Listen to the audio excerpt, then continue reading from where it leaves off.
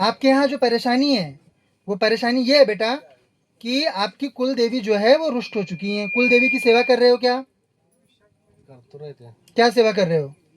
जमारे पर होते हैं हम नवरात्र में। क्या होते हैं? जमारे जो घट वगैरह रहता है नौ दुर्गा में, उसको सेवा नहीं बोलते। वो सेवा नहीं होती है। प्रतिदिन जो करते हो वो सेवा होती है। स्थान दे के, स्थान मिला है उनको। देवी स्थान को है। हाँ है ना। कौन सी किस में बैठी है? गद्दी पे बैठे ना बड़े भैया के इस पे।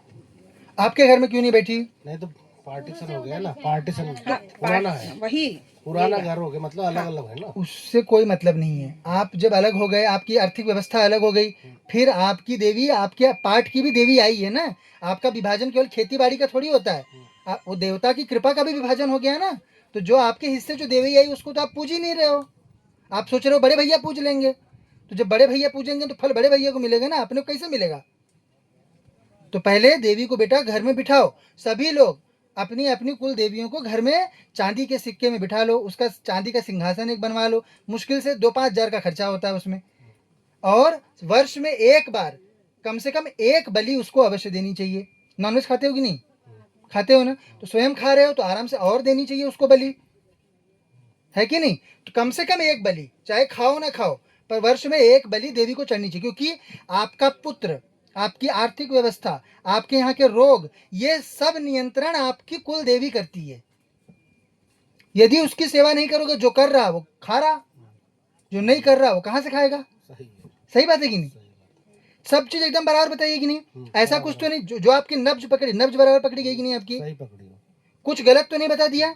नहीं कोई गलत। ऐसा तो नहीं लग रहा मनुष्य लोग बता रहे हैं ये चीज? नहीं नहीं नहीं। हम लोगों की बातों से, हम लोगों की आवाज से ऐसा तो नहीं लग रहा कोई मनुष्य बोल रहे हैं, है ना? क्योंकि मनुष्य की इतनी दृष्टि नहीं, इनका जो रोग है वो सिर्फ इन पति पत्नी को पता है और किसी को नहीं। बराबर बात है? सही बात है।